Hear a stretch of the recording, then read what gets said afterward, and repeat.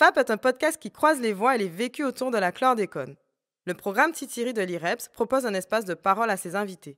Continuons la discussion sur titiri.gp.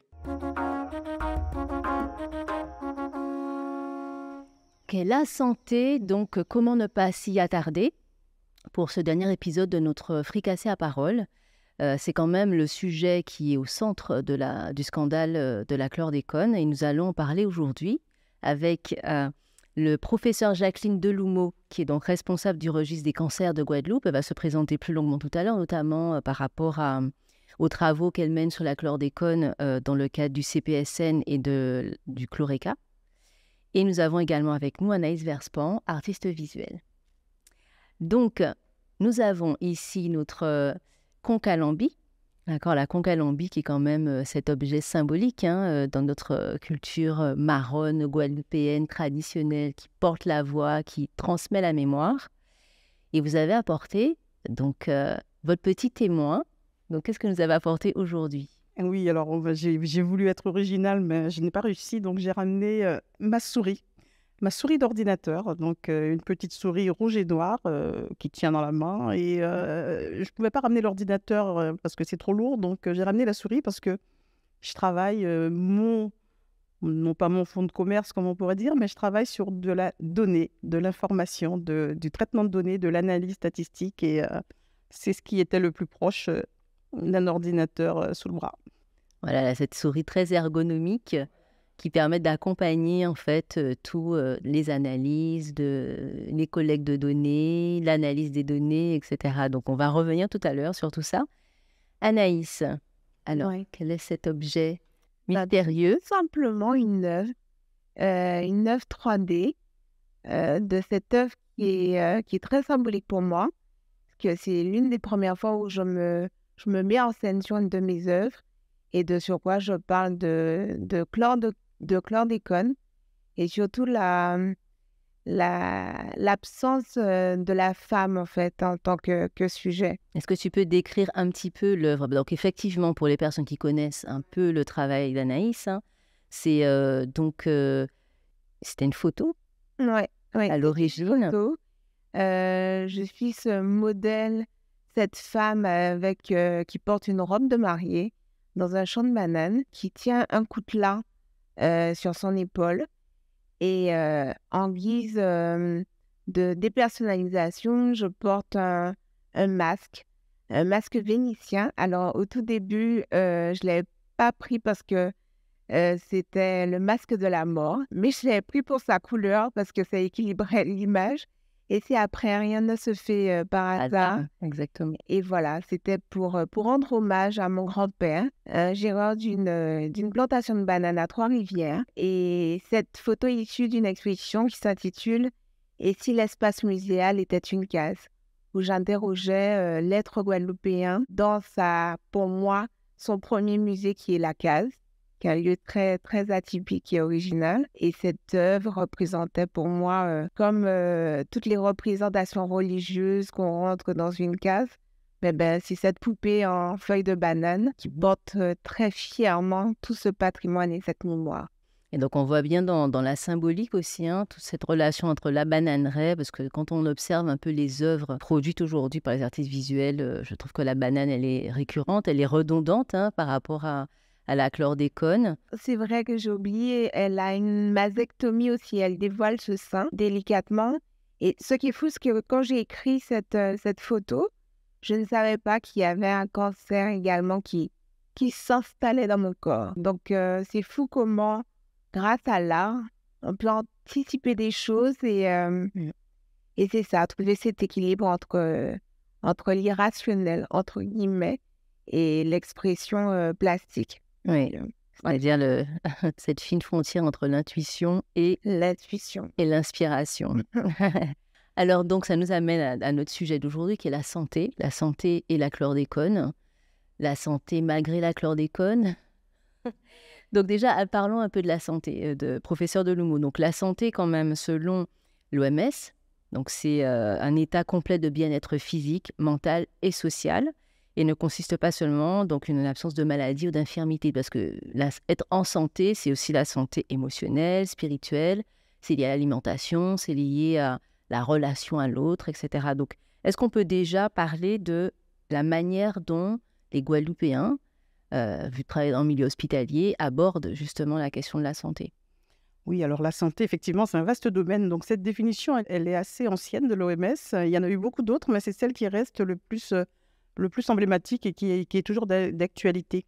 Alors moi, je suis médecin, effectivement, mais je ne suis plus un médecin face aux malades. Je travaille dans la santé, mais sur plutôt l'aspect recherche en santé. Mais nous sommes amenés, puisque je suis un médecin de santé publique, la santé reste toujours au centre de nos préoccupations. Et donc, quand on parle de santé comme ça, justement, moi, ce qui me vient en premier en tête, c'est comment, sur cette problématique que le chlordécone, ne pas transformer une population saine en population de personnes malades sous le prétexte d'un dosage, etc. Donc là, c'est vraiment la question et toutes les interrogations que pas seulement moi, mais les scientifiques se posent pour ne pas passer ce cap entre la maladie et l'état de santé normal, entre guillemets, par rapport à une valeur biologique qui peut être, qui individuellement n'a pas une signification très, très importante. Non, parce que l'idée, en fait, c'est que on sait que, quand on aime bien dire maladie, c'est que le psychologique peut impacter en fait le corps et qu'on ne veut pas créer non plus du pathologique là où a priori il n'y en a pas. C'est-à-dire que même si on se fait dépister, on va dire, pour la chlordécone, ça ne veut pas dire qu'on est malade. Non, ça ne veut pas dire qu'on est malade, loin de là. C'est un peu le même principe, hein. On parle de l'effet placebo d'un produit qui amène une amélioration alors qu'il n'y a pas a priori de principe actif. Il y a aussi l'effet nocebo d'un produit aussi, ou même d'une connaissance d'une valeur qui peut avoir un impact négatif sur des personnes. Et voilà, donc il faut être extrêmement vigilant là-dessus. Et nous, en tant que chercheurs, moi je fais de la recherche épidémiologique, etc., en tant que responsable du registre, nous avons pour mission essentiellement de surveiller l'apparition de signaux d'alerte, qui sont des signaux qui ne sont pas a priori des alertes qui vont nécessiter une intervention. Et nous pouvons dire, il y a un signal, il y a une maladie plus fréquente, mais après, la seconde étape, c'est d'aller chercher quelle est la cause, pourquoi on observe ce chiffre élevé, est-ce qu'il y a une cause spécifique, et de mener des études dans ce sens. Donc ça, c'est un petit peu la distinction entre un signal qui peut être un dosage élevé, mais voilà. Donc si on n'a pas... Et l'autre aspect sur l'épidémiologie, c'est qu'on n'a pas une approche, on a plus une approche en termes de population. On analyse les données de la population, donc ma souris est là pour en témoigner. Et la valeur individuelle n'a d'importance que quand elle est intégrée dans un lot et qu'on peut avoir une vision globale épidémiologique de cette valeur. Est-ce qu'on peut expliquer, par exemple, aux auditeurs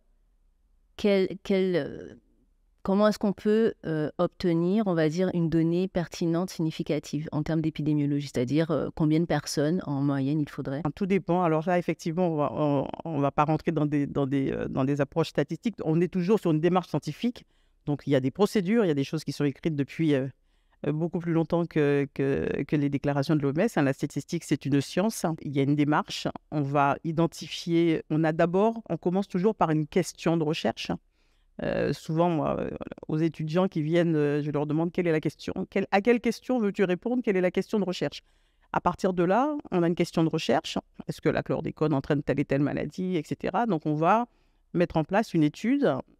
Dans le cas, par exemple, on va prendre l'étude connue sur le cancer de la prostate. Ça a été une étude cas témoin.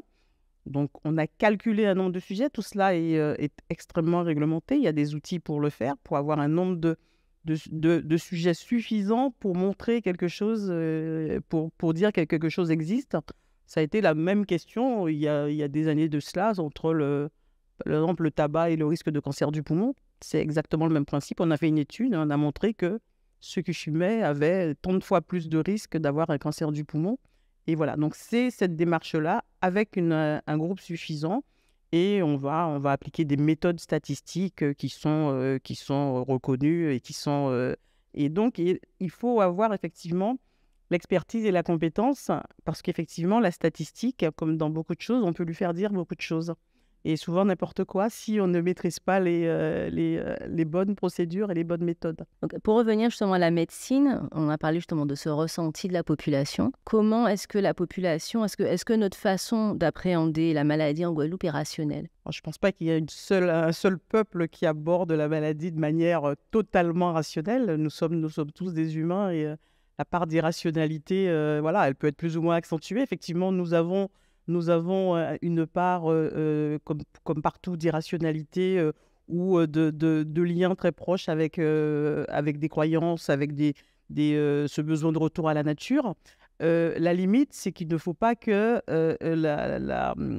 cette part d'irrationalité qui reste tout à fait, qu'on ne va pas éliminer, prenne le pas quand il y a des faits et des faits scientifiques qui sont probants, qui ont été vérifiés, etc.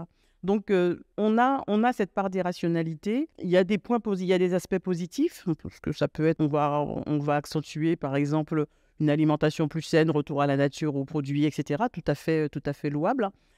On peut avoir aussi cette part d'irrationalité qui va avoir cet effet négatif dont je parlais, c'est-à-dire qu'un patient, il se sent malade.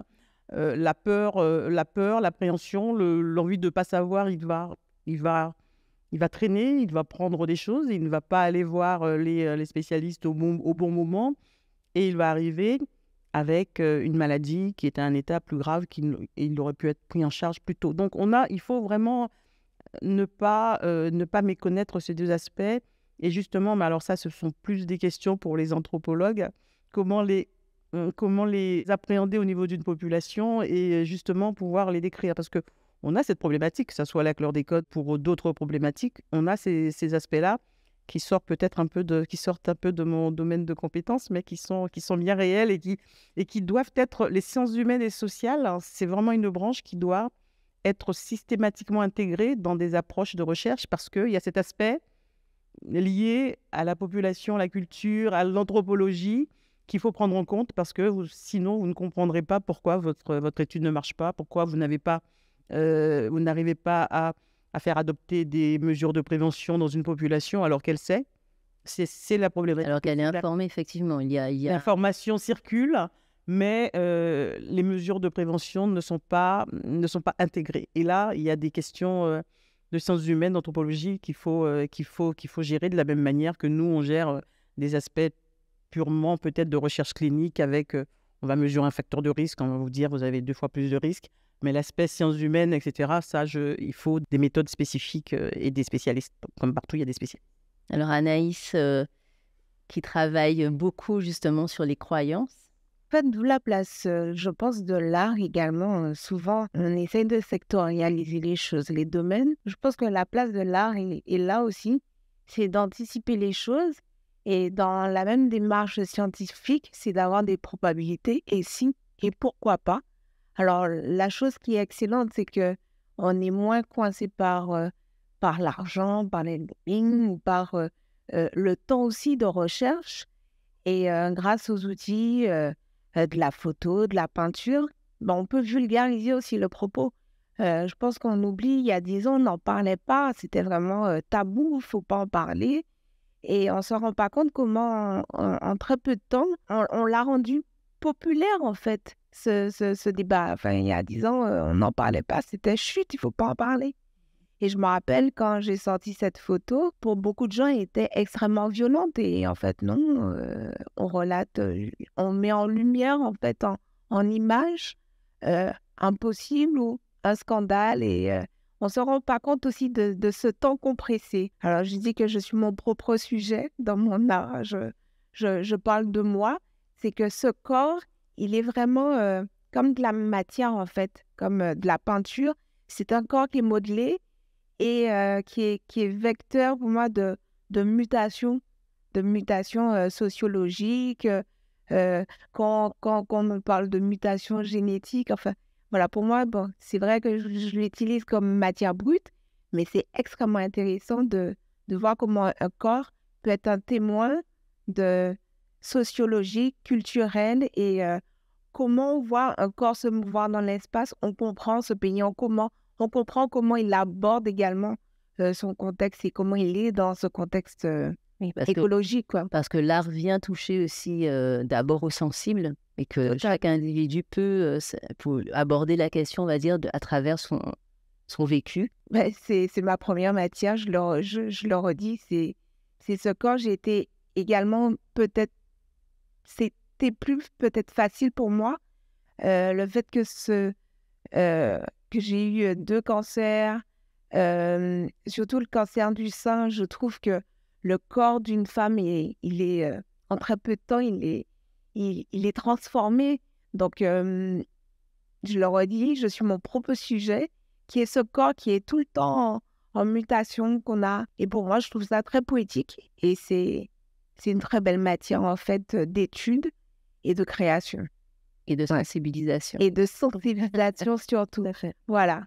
Parce qu'enfin, on voit des images. On voit des images qui interpellent, qui marquent, des images miroirs. Donc, c'est là où la place de quel que soit l'artiste, qu'il soit écrivain, qu'il soit photographe, qu'il soit peintre, de vulgariser en fait ses propos scientifiques et de les rendre Tangible. Ouais. Alors justement, Anaïs parlait des 2 cancers qu'elle a eu, cancer du sein. On sait justement aujourd'hui, si on fait le lien entre chlordécone et pathologie, il est avéré justement le lien entre la chlordécone et le cancer de la prostate, donc les cancers des hommes, qui touchent les hommes. Et aujourd'hui, on trouve quand même qu'il y a un déséquilibre ou une inéquité, si on peut dire, un manque d'égalité justement par rapport à cette reconnaissance. Comment est-ce qu'on peut justement expliquer ça aujourd'hui à la population? C'est essentiellement une question de moment, d'effectifs, parce que le cancer de la prostate, c'est le premier cancer en Guadeloupe. On a chaque année plus de 500 cas. La première étude a été menée par professeur Blanchet et docteur Mulsigné, donc ça date de 2004 quand ils ont commencé. Il y avait un constat. Le premier constat, c'était le nombre de cas de cancer de la prostate dans un contexte avec des alertes qui avaient été faites sur cette problématique chlordécone. Effectivement, très rapidement a été mis en place cette fameuse démarche scientifique avec une étude cas témoin qui a permis de faire ce lien entre cancer de la prostate et chlordécone. Avec là encore, ce qui est montré, c'est qu'on a un risque augmenté, mais il faut rappeler que le cancer de la prostate, c'est un cancer qui est déjà plus fréquent chez les sujets noirs, que ce soit aux États-Unis, dans la Caraïbe et en Afrique. Et donc, les chercheurs de cette étude disaient assez récemment que le risque attribuable était autour de 8%, qui pensaient que voilà, le calcul devrait être à peu près ça. Donc, c'est un cancer qui, hors chlordécone, est de toute façon prévalent. Effectivement, chez la femme, il y a des études qui auraient dû effectivement commencer depuis un certain temps. Alors, la problématique du cancer du sein, c'est une problématique différente. Parce que le cancer du sein, globalement, il y en a moins en Guadeloupe que ce qu'on trouve dans l'Hexagone. Alors que la prostate, c'était l'inverse. On avait le double des cas. Donc, l'intérêt pour le cancer de la prostate a été flagrant, puisque là où la France, on avait 99 pour 100 000 cas de cancer, en Guadeloupe, on en avait 160, 170. Donc, ça interpelle. Le cancer du sein, c'est l'inverse. En France, on en a 80, 90 et en Guadeloupe, on en a 65. Donc, c'était pas, la première question n'a pas porté sur le cancer du sein. La problématique avec le cancer du sein que nous avons, c'est un cancer qui est moins en incidence, et moins fréquent et plus faible. Mais on a une distribution, on a beaucoup plus de femmes jeunes qui ont ce cancer par rapport à ce qu'on trouve dans les chiffres nationaux. Effectivement, donc c'est une interrogation qui mérite une exploration plus fine.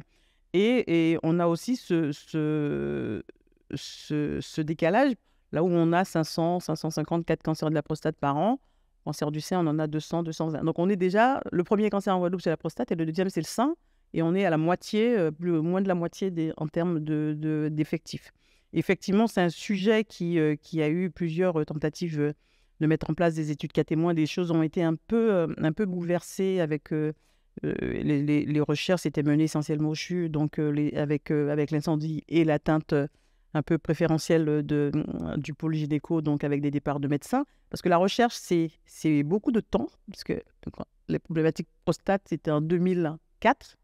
L'étude a été publiée en 2010 et on a eu tout ce qui s'est passé avec la reconnaissance en maladie professionnelle en 2022. Donc on voit que le temps de la recherche est un temps extrêmement long entre le moment où on a une idée d'étude, où on commence et où on termine, il se passe 5 ans, où on publie, enfin voilà, donc ça peut être extrêmement long. Et donc, il y a eu des événements qui ont effectivement retardé les autres études sur d'autres cancers. Et je dis essentiellement si les choses n'ont pas été aussi rapides chez les hommes, parce que en termes d'incidence et d'effectifs, on est dans des proportions très, très différentes. Cancer du sein, c'est 200 cancers. Le cancer de l'endomètre, c'est une quarantaine. Enfin voilà, et donc tout de suite, sur les 1500-604 cancers qu'on a chaque année, on a un tiers de cancer de la prostate. Donc forcément, le focus s'est fait sur ces cancers-là, même si nous dans notre activité, c'est d'avoir cette surveillance et de pointer quels sont les cancers qui ont à la fois en termes d'évolution, en termes de localisation, de ce qu'on appelle nous la géolocalisation. Notre travail aussi, c'est de faire un peu des cartographies de ces cancers sur le territoire, essayer de voir s'il y a des liens avec les zones contaminées ou pas. Donc voilà. Et donc, comme je le disais tout à l'heure, nous pointons des signaux. Après, il faut chercher de manière plus précise qu'est-ce qui peut expliquer un signal particulier sur une zone particulière. D'accord, donc quel genre de cancer aujourd'hui? Alors effectivement, il y a moins de cancers du sein en Guadeloupe que dans l'Hexagone, mais est-ce qu'on a pu constater une augmentation des cancers chez les femmes? Les cancers du sein, non. L'incidence, on va présenter ça bientôt dans les premiers résultats que nous avons, mais c'est une incidence qui est en très faible, qui reste assez stable, en très légère augmentation, mais qui n'a pas énormément bougé sur ces dernières années. Alors, ce qu'on a, c'est qu'on a des cancers qui sont, par exemple, les cancers liés chez les femmes jeunes. On sait que ces cancers, chez les femmes, surtout chez les femmes de moins de 40 ans, ce sont ces cancers qui sont souvent liés à des facteurs génétiques, des mutations, etc. Donc, avec des consultations oncogénétiques qui sont prévues systématiquement dans ces cas. Nous, ce qu'on avait montré, c'est qu'entre 45 et 55 ans, voilà, c'était la zone qui nous paraissait un petit peu avec une mortalité, voilà, d'une incidence un petit peu plus élevée. Donc, il y a un groupe, effectivement, de pathologies à prendre en compte. Mais les facteurs de risque, je le dis souvent parce qu'on est focus sur la chlordécone. Mais les facteurs de risque, il n'y a pas que la chlordécone. Déjà, parmi les pesticides, il y a d'autres pesticides qui sont d'intérêt, puisqu'en Guadeloupe, on a entre la canne, la banane et même notre utilisation quotidienne de pesticides, puisque les gens désherbent le dimanche avec des produits pesticides sans protection, etc. Donc, il y a une problématique pesticide beaucoup plus générale que la problématique chlordécone. Et ça doit être intégré dans ces recherches qu'on mène sur, que ce soit le cancer du sein, mais les autres cancers, les cancers du sang, comme les myélomes et les lymphomes sur lesquels on travaille. Voilà, donc on a ces analyses à mener. Et comme je le dis, on n'a pas élucidé, on n'a pas géré tous les problèmes liés à l'exposition aux pesticides, parce que c'est du temps. Ce sont des moyens humains en termes de personnes. Il faut des chercheurs pour être à pied d'œuvre sur ça. Et puis, naturellement, il faut des moyens financiers qui sont maintenant beaucoup plus disponibles pour ces projets. Alors Anaïs, est-ce que tu peux nous parler justement de toi, ton expérience avec le cancer? Est-ce qu'il y avait, selon toi, ou est-ce qu'on a fait le lien quand tu as été diagnostiquée avec justement la chlordécone? Alors là où c'est fou, c'est vraiment le temps d'analyse aussi. Et on reste dans un flou qui est finalement très artistique. C'est vrai qu'il y a beaucoup de paramètres, de facteurs. Le temps de recherche et de résultats est tellement long qu'on reste dans un laps de temps, mais très imaginaire en fait, très, très flou. Donc on ne sait pas pourquoi. Et souvent, il y a, entre guillemets, cette fatalité qui, qu'on parle d'oncogénétique ou quoi que ce soit, il y a des recherches, il y a des faits. Mais personne ne se prononce. Je ne pense pas que ça soit si imaginaire que ça, parce que jusqu'à maintenant, on interdit de consommer de l'eau souvent. Enfin, on entend interdiction même de se brosser les dents, que le taux il est plus élevé qu'à la normale. Enfin, oui, mais encore, c'est assez fou qu'en 2023, qu'on puisse dire Et pourtant, souvent, l'analyse a été faite il y a quelques jours, ok, mais peut-être on est resté une semaine à boire cette eau et on ne sait pas. Heureusement, moi, je pense que je suis artiste, donc comme une petite fille, je crée mes possibles. Et puis, c'est souvent ça nous permet de dire, c'est là où les croyances, elles apparaissent, mais ça nous permet d'évoluer dans le temps. Mais après, il y a, voilà, moi, je vais parler de fatalité, mais il n'y a pas de fatalité. Il y a quand même des actions qui ont amené à cela. Et puis, il y a des sujets qui sont plus sensibles que d'autres à développer des cancers. Et dès qu'on a déjà développé un, mon corps, c'est vrai, il est assez particulier parce que, par exemple, ma récidive, mon oncologue m'a dit, oui, tu peux utiliser ce terme, c'est bon, tu es guéri. Et moi, je disais, mais non, tant qu'on n'a pas terminé, je vais avoir, mais non, t'as retiré tes 2 seins, c'est fini. Et je continue à faire mes bilans et mon corps n'a jamais exprimé qu'il était en rémission. Oui, mais même que j'avais ce deuxième cancer qui se développait. Il n'a jamais rien montré. Il fallait un TEP scan pour... Donc, c'est fou comment le corps est extraordinaire et qu'il se met aussi en résilience. Donc, les croyances aussi. Il était dans sa propre croyance. Mais moi, j'en rigole parce que j'ai ce recul et cette fantaisie artistique. Mais je le dis souvent, j'ai cette croyance que grâce à l'art, je répare en fait mon ADN. Voilà, à mon rythme, il n'y a pas encore de médicaments qui puissent réparer des ruptures d'ADN, mais c'est fou qu'une pollution puisse créer en fait une rupture qui puisse recomposer en fait votre ADN en fait. Et artistiquement, moi je me dis peut-être que ma démarche peut réparer aussi ce petit bout d'ADN qui a été meurtri et détruit avec ma folie créatrice, je la répare. Ouais, je la répare. Mais moi, je suis assez admirative parce que le cerveau, c'est vraiment quelque chose d'absolument extraordinaire et de pas toujours pas compris. Et on sait l'importance du mental dans la prise en charge d'un patient. C'est-à-dire, c'est ça, c'est quand on part avec un bagage mental, voilà, où on est, voilà, on se pose pas en victime, on se pose en combattant. Ça intervient et ça, le scientifique, alors on n'a pas les mécanismes, on ne va pas pouvoir vous expliquer les mécanismes physiopathologiques qui interviennent, mais on sait que c'est important. Donc voilà, donc on verra ce que... On devrait intégrer dans toute recherche un artiste. Parce que l'artiste, lui, non mais c'est vrai, il est utopiste, mais toutes les grandes inventions, il y a eu un artiste qui a inventé cette petite folie qui dit, mais là, peut-être qu'il y a quelque chose à fouiller. Il faudrait qu'on ait une ligne budgétaire pour ça. Un homme pour ça, artistique. Hein? Ouais, il faudrait l'envisager, oui, pourquoi pas.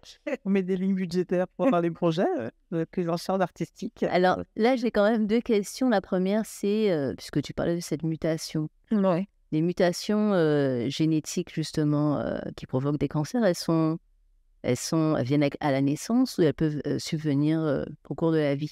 Elles sont les deux. On peut avoir des mutations spontanées et des mutations qui sont transmises. Souvent, dans les cancers, on a des antécédents familiaux, les sœurs, les tantes dans la famille. On retrouve dans ces cas familiaux de cancer, on retrouve aussi, et la consultation d'oncogénétique, est là pour ça aussi, pour faire un arbre et retrouver tous les ascendants, etc., et qui pourraient potentiellement... Voilà. Donc ça permet de reconstituer, de faire de la prévention par rapport à ceux qui potentiellement seraient porteurs du même trait, etc., pour qu'on puisse avoir un suivi plus rapproché. Mais là encore, c'est pas mon domaine. Il y a des consultations du docteur Porlis au CHU et dédié à ces consultations d'oncogénétique. Et donc, voilà, donc il y a effectivement ces mutations qui sont connues, parce que ça fait longtemps que la littérature scientifique a identifié des mutations qui sont associées à des cancers et qui sont transmises. Et puis, il peut y avoir, alors là, effectivement, à partir du moment où on est sur des choses qui sont apparues, des mutations sauvages, comme on dit, là, effectivement, c'est pas... on ne peut pas le caractériser, mais il peut y avoir effectivement le corps humain, l'exposition à des rayonnements ionisants, enfin un tas de facteurs extérieurs peuvent être à l'origine de ces mutations sauvages. Mais là, Est-ce qu'on peut expliquer ionisant? les ionisants, c'est les radiations, etc. Donc voilà, donc il y a un certain nombre de facteurs, mais là non plus, c'est pas vraiment mon domaine, mais on sait qu'il y a un certain nombre de facteurs qui peuvent entraîner ces mutations. Mais après, c'est difficilement mesurable, hein. Voilà, si on n'a pas... ces consultations permettent justement de voir, il n'y a que ce cas-là, que ce cas index, on ne le retrouve nulle part, hein, Donc, effectivement, Anaïs, toi, dans ton entourage, dans ta famille, ton grand-père, je crois, travaillait. Mon grand-père, il a travaillé dans les champs de bananes de Trois-Rivières. Il est mort du cancer de la prostate. J'ai un autre oncle également. J'ai une tante qui a eu un cancer du sein. J'ai une autre cousine qui a eu un cancer du sein également, 6 mois après. Donc, ça, Et on sait que c'est le côté paternel qui a eu une mutation génétique. Et donc voilà. Mais et voilà, il n'y a que ça. Mais après aussi, moi, je fais partie de cette génération où les premières règles, bon, on avait peut-être un peu d'acné, c'était la pilule. On sait également que la pilule... En fait, il y a tellement de facteurs, tellement de pollution moi, je me dis, surtout, il faut que ça nous remet en cause sur nos utilisations. Dès qu'on veut accroître aussi la production, une production pécuniaire, ça bouleverse aussi une écologie et ça mène à une pollution, en fait. Voilà, on en parlait, des choses usuelles, des pesticides qu'on utilise, qui sont en libre accès. Donc, on ne se rend pas compte de cette pollution, en fait, active. et souvent quotidienne. Les insecticides à l'intérieur des maisons, enfin, et voilà, donc on en a, oui, on utilise contre les moustiques, etc. Mais c'est une exposition quasi quotidienne à un certain nombre de polluants environnementaux, hein. Et quand on fait le point des mesures de pollution à l'intérieur des maisons, et encore ici, on a la chance de pouvoir vivre avec des maisons un peu plus ouvertes, mais il y a des concentrations de produits polluants qui sont assez là. Ouais. Des produits chimiques, en tout ça. Donc, alors, professeur Deloumo, je rappelle, donc vous êtes responsable du registre des cancers de Guadeloupe. Vous travaillez également donc, sur le projet chlordécone, CPSNL.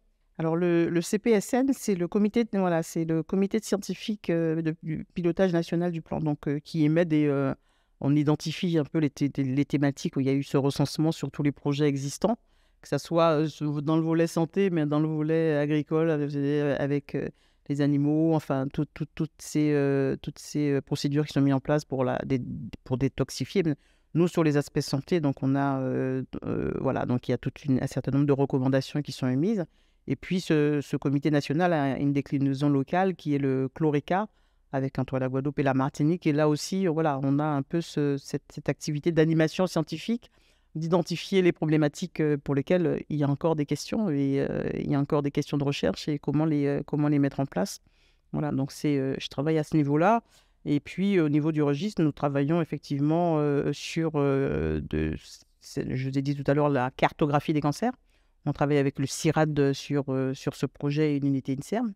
Donc, c'est un peu là où on met cette approche One Health. Là, on essaye une santé, comme on dit, puisque ce qui atteint les végétaux, les animaux, retentit forcément sur l'humain, hein. Donc, et là, nous avons à la fois une approche avec le CIRAD où nous allons essayer d'avoir... eux, ils ont des indicateurs au niveau de la consommation des pesticides sur les parcelles agricoles, etc.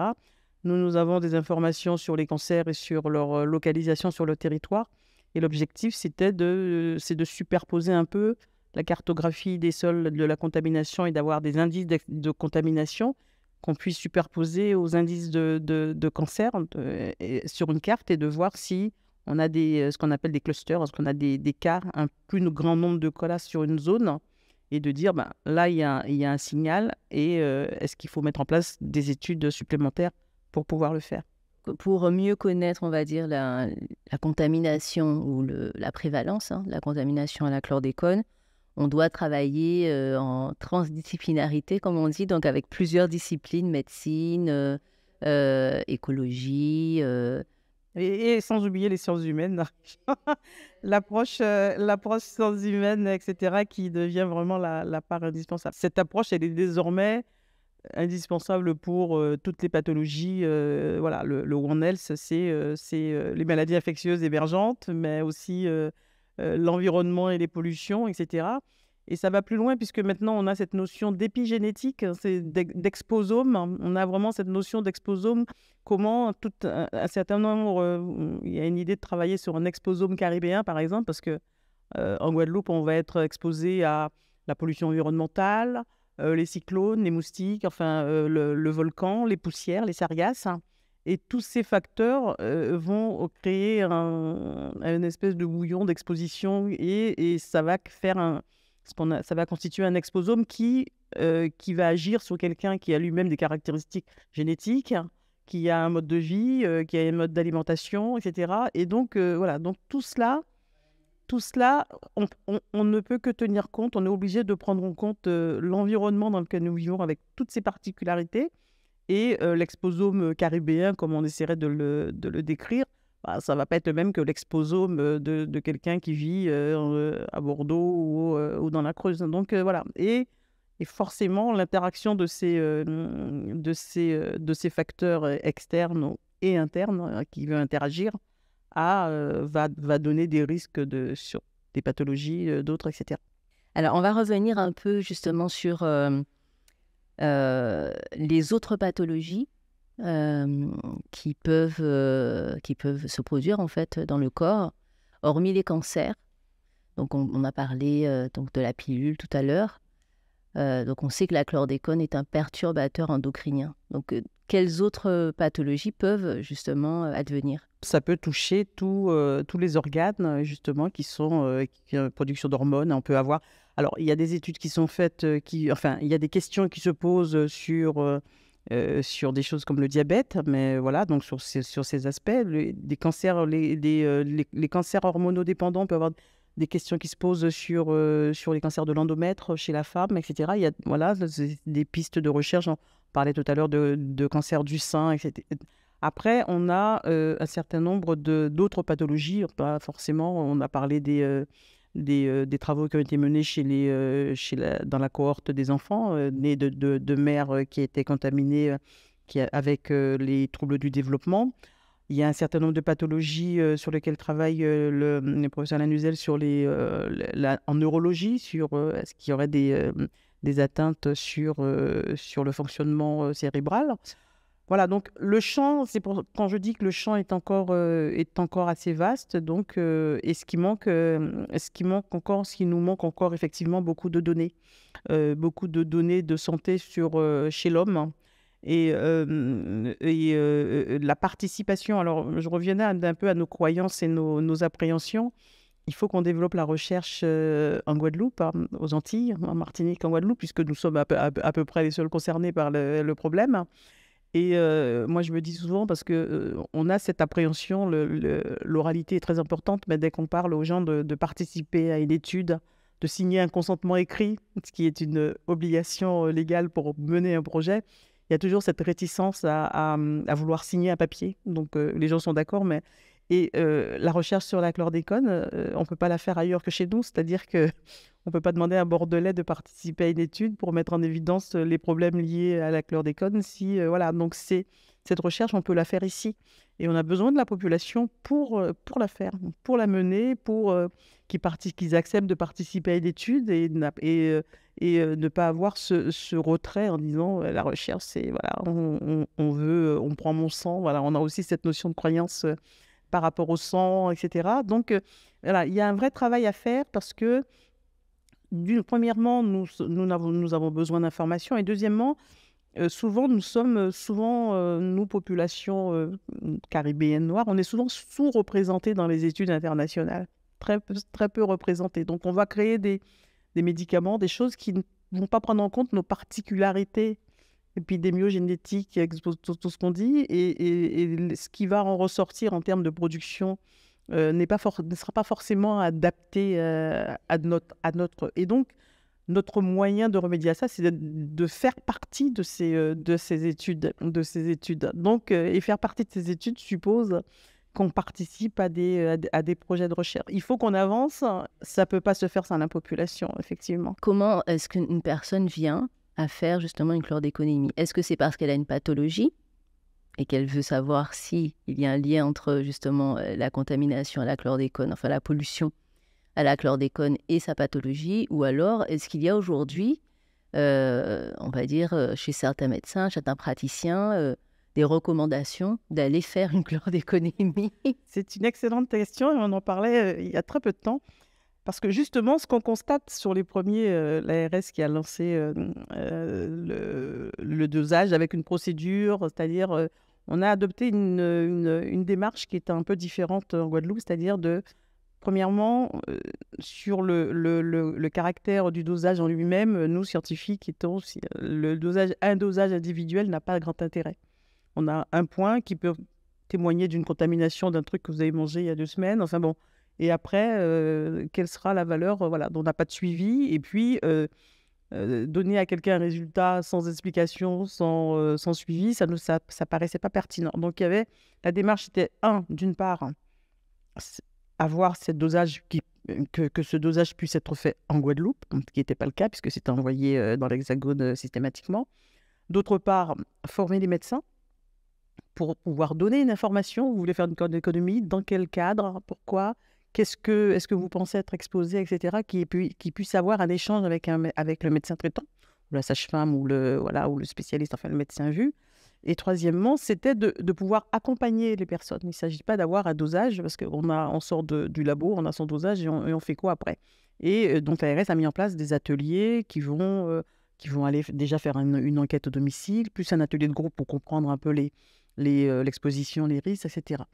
Et donc, ce dosage, ce qu'on constatait sur les premiers résultats, je parlerai après parce qu'on a aussi greffé un projet de recherche là-dessus, c'est qu'effectivement, on pourrait penser que les gens du croissant bananier qui seraient les plus exposés représentent la majorité des personnes qui vont se faire doser. Bon, a priori, non, hein, c'est pas du tout le cas. Donc là où intervient les sciences humaines, pourquoi est-ce que c'est l'appréhension, je ne veux pas savoir? Est-ce que c'est de toute façon le fatalisme, ce qu'on disait, de toute façon on est tous contaminés, donc ça ne sert à rien de savoir. Donc il y a aussi là de vraies questions de sciences humaines, parce que visiblement dans les premiers, donc dans les premiers résultats qu'a présenté l'ARS, on a cette espèce où c'est pas les gens sur les zones les plus contaminées qui vont faire ce dosage. Donc là encore, voilà. Donc nous toujours avec cet aspect d'évaluation, nous avons proposé de calquer un projet de recherche qui s'appelle Chlorgois, où les gens qui souhaitent se faire doser la chlordéconomie, le médecin ou la sage-femme propose l'étude, et cette étude nous permet, de les recontacter pour qu'ils répondent à un questionnaire avec quelques items sur quels sont leurs facteurs de risque, etc. Et ça va nous permettre aussi d'évaluer, une fois qu'ils ont eu l'atelier, qui sont reprélevés à 9 et 18 mois pour voir est-ce que l'atelier a fonctionné, est-ce que l'impact de l'atelier sur vraiment la connaissance de l'exposition et la diminution du risque de l'exposition avec un nouveau dosage. Et donc voilà, on a cette démarche d'évaluation de quelque chose. Parce que pour moi, sur le plan épidémios, le dosage unique de quelqu'un qui va dans un labo, qui se fait un dosage, en tant qu'épidémiologiste et santé publique, voilà, ça ne me parle pas. Mais avoir cette masse de données qu'on puisse analyser après, dire, on a eu tant de personnes qui ont été dosées, ils étaient plus de tel profil. La demande du test a été décidée, les gens doivent faire leur test. Mais quand les gens vont faire leur test, ils y vont, et puis ils sortent avec leurs résultats. Ils ne sont pas obligés de donner ni leur profil, ni quoi que ce soit. Ils ne donnent pas d'informations particulières. Sauf si on leur demande... Parce qu'il faut faire, oui, parce que j'allais dire, il faut quand même faire la différence entre une étude Oui, tout à fait. voilà, qui est menée par un organisme public qui va recueillir des Il va données chercher et va poser des... ta démarche personnelle clair. qui est c'est une information confidentielle. La démarche personnelle qui consiste à dire je vais me faire mon test, je vais dans le labo et j'ai mon résultat, on n'a pas d'information de profil, de quoi que ce soit, de pourquoi je fais le test, etc. Personne. Mais parce que c'est pas... parce que c'est pas... Là, on n'est pas dans la recherche. Là. À partir du moment où vous interrogez... Tout à fait, mais on peut... voilà, il y a un minimum de données qui sont renseignées, mais le questionnaire n'est pas forcément approfondi pour répondre. Et là, dès qu'on est dans ce domaine-là, on entre dans la recherche. À partir du moment où vous voulez collecter des informations sur des gens, etc., c'est informatisé. On est dans le cadre recherche. Il faut une autorisation du comité d'éthique. Ça ne se passe pas. Voilà, il faut consentir, il faut signer un consentement, il faut consentir, il faut une autorisation du comité d'éthique. Et voilà. Et donc, on entre dans un cadre de recherche. Anaïs, est-ce que tu as fait une chlordéconomie? Non. Non, ça ne t'intéresse pas de savoir. Je suis quelqu'un d'extrêmement passionné et si je la fais, je vais jusqu'au bout. Non, je la fais pas. Je la ferai autrement. Voilà, plus artistiquement. Donc, mon temps scientifique et l'approche, elle n'est pas encore dans mon temps. Donc, obligatoirement, ça va réveiller en moi des choses, voilà, pas très fertiles. Je comprends. Donc, je préfère le faire artistiquement. Parce que là, je suis plus autonome. Est-ce que c'est parce que vous pensez qu'elle va être élevée? C'est ça qui m'intéresse comme question. Parce que est-ce que vous pensez avoir un dosage qui sera élevé par rapport au mode de vie? Il faudra le faire pour le répondre. Et pour l'instant, je n'ai aucune donnée pour dire c'est vrai, c'est pas vrai. Et mon temps scientifique n'est pas mon temps de création. Donc, je préfère pas le faire. Je laisse tout ce qui est surtout juridique, tout ça passer. Et lorsqu'ils seront alignés, on le fera. Mais pour l'instant, ça sert à quoi? L'idée, c'est de dire que faire une chlordéconomie doit s'inscrire quand même dans un projet, enfin, en tout cas, dans une démarche. Moi, dans mon cas, si je le fais, c'est positif. Je fais quoi avec ces données? Je ne suis pas restée là. Donc, je deviens une bombe à retardement. Mais est-ce que c'est pas ça, justement?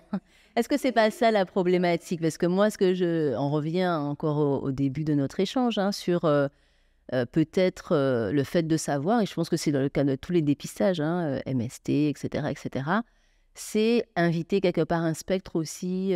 On a eu une action à risque, mais si tout le temps on nous dit « mais non, c'est pas de votre faute, mais non, mais vous mangez mal, mais non ». Tu veux dire que quand tu es diagnostiqué pour un cancer, on te dit que c'est pas de ta faute ou que c'est pas forcément une action volontaire de ta part, en tout cas. Enfin, c'est sûr que le cancer, on ne sait pas vraiment d'où il vient. Et même ça, on ne sait pas, il y a plusieurs facteurs, mais en fait, là où c'est assez fragile et c'est que ce scandale, il touche vraiment les choses sensibles de ce pays, en fait. C'est qu'il a été utilisé pour augmenter la production de bananes. Ça a été interdit. Malgré l'interdiction, on a continué. Enfin, ça touche tellement de choses, en fait, qui sont sensibles et qui ne sont pas réglées. Et tant qu'il n'y a pas de données scientifiques et d'études qui puissent démontrer, on va rester dans ce truc latent. Enfin. Et tout de suite, on demande, entre guillemets, à des sujets qui ne se sentent pas victimes, mais par moments victimes, enfin, d'être acteurs. Et pourtant, ils n'ont pas tous les outils. Et pourtant, sans ces acteurs, on ne peut pas avancer sur la question. Ouais. Mais on choisit quel acteur, pour quelle scène. C'est assez particulier. Alors, maintenant, une fois qu'on a la chlordéconomie, ce sera notre dernière question avant vos recommandations, mesdames. Ce serait, donc, professeur de Lumeau. Aujourd'hui, justement, une fois qu'on sait, par exemple, qu'on est positif à la chlordécone, est-ce qu'il y a un traitement curatif? Est-ce qu'on peut se dépolluer? On parle beaucoup de la dépollution des sols pour le moment, pas de la dépollution des humains. On peut se dépolluer, alors après, pas au sens où vous l'entendez, parce que j'ai bien entendu qu'il y avait, semble-t-il, le nouveau médicament, le Questran, et les gens Les gens se précipitent sur la moindre rumeur, mais le Questran, c'est un vieux médicament, c'est un chélateur. Bon, pour moi, enfin, bon, absolument rien de ce côté-là. Et je suis toujours, non pas surprise, hein, de voir à quel point les gens se précipitent sur quelque chose de curatif qui simplifierait tous les problèmes plutôt que d'adopter la démarche préventive qui sont les démarches de diminution de l'exposition qui sont connues parce qu'on peut se dépolluer. Enfin, mais on sait que, non, mais il y a des choses qui sont certaines, c'est que la chlordécone, sa demi-vie, c'est 6 mois. Si on n'est pas exposé, c'est-à-dire qu'on n'a pas consommé de choses contaminées, au bout de 3 ans, on n'a plus de chlordécone dans le sang. C'est-à-dire, voilà, donc ça, c'est un fait. Le rôle du Questran, je ne pourrais absolument rien dire dessus, mais ça m'étonnerait qu'on ait subitement découvert un produit miracle. Mais nous avons cette tendance à vouloir le miraculeux qui réglerait le problème en un claquement de doigts plutôt que la démarche qui est un peu plus longue, un peu plus fastidieuse, qui consiste à faire attention aux produits, à ne pas consommer des choses, à savoir d'où viennent les choses, à ne pas consommer les choses sur des parcours informels, à éviter les produits dont on sait, voilà, dont on ne connaît pas l'origine, voilà, etc. Donc, c'est voilà, la solution de facilité, mais c'est rarement la voie la plus facile et rarement la meilleure, hein. Donc aujourd'hui, on va dire que la solution, enfin, les recommandations seraient davantage la prophylaxie, c'est-à-dire la prévention. La diminution de l'exposition, connaître la provenance des aliments, les jardins créoles. Il y a le programme Jaffa, les choses qui ont déjà été faites, comment cultiver sur un terre contaminée, comment limiter la consommation, même si on mange des racines, les racines pays, si on sait qu'ils sont sur des zones de 3-4 fois dans la semaine, éviter les produits dont on sait qu'ils sont fortement qui se produisent sur les zones contaminées, les œufs, les oiseaux, les choses comme ça. Et voilà, donc on se dépolluerait tout seul si voilà, on adoptait après, il faut le vouloir et l'inscrire dans un mode de vie plutôt que d'aller chercher un médicament. Ça fait partie de ton quotidien finalement? Oh que oui, oh que oui. Je pense que je fais partie de ces Guadeloupéens qui ont déjà leur laboratoire en fait et qui font attention à ce qu'ils mangent, qui font partie de petites structures qui participent et qui encouragent par exemple les paniers bio. Enfin, je suis déjà dans cette démarche et pour moi, c'est totalement logique, en fait. Donc, oui, ça se fait déjà, ça se fait déjà. Et je le dis souvent, le temps juridique n'est pas le temps réel aussi. Les Guadeloupéens ont déjà modifié leur manière d'aborder la nourriture, le circuit également alimentaire local. Donc, on est déjà dans une alternative de vie et je pense qu'il faut vraiment démocratiser le plus que possible, sensibiliser et la transmission, parce que tu es maman. Ah oui, mais de toute façon, la transmission, elle se fait déjà avec soi. Et l'enfant, il va dupliquer ce que ses parents font. Donc, tu ne peux pas prôner quelque chose et tu ne le fais pas. Donc, oui, il faut être cohérent, en fait, entre ce que tu dis, ce que tu fais, ce que tu es. Et voilà. Donc, on disait justement tout à l'heure, donc est-ce que quand on fait donc le dosage de la chlordécone, est-ce qu'il y a des valeurs? Est-ce qu'il y a un seuil? Oui, alors il y a le seuil calculé par l'ANR, qui est le seuil de 0,4 microgrammes, etc., par litre du plasma. Après, quand on fait un dosage comme ça, il y a les chiffres peuvent être, voilà. Donc on a une valeur qui est, si vous avez, quand l'Institut Pasteur qui fait le dosage en Guadeloupe vous rend les résultats, vous avez non détectable, inférieur à la limite de détection, c'est-à-dire qu'ils ne trouvent pas. Après, il y a inférieur à la limite de quantification. Il y en a tellement peu qu'ils n'arrivent pas à le quantifier avec les mesures. Et entre la limite de quantification et on a la valeur qui est la valeur de référence interne qui est de 0,4. Donc voilà, donc on a des niveaux qui varient entre j'ai pas les chiffres en tête actuellement, mais on avait quand même des gens qui étaient beaucoup de gens qui étaient inférieurs à la limite de quantification et un pourcentage, mais ça dépend aussi de la zone pour les gens qui étaient sur le croissant bananier, effectivement, c'est là où il y a le plus de gens qui sont un petit peu au-dessus de la valeur, des valeurs seuil. Mais voilà, donc ça, ce sont des communications qui sont faites par l'ARS sur ces différents résultats.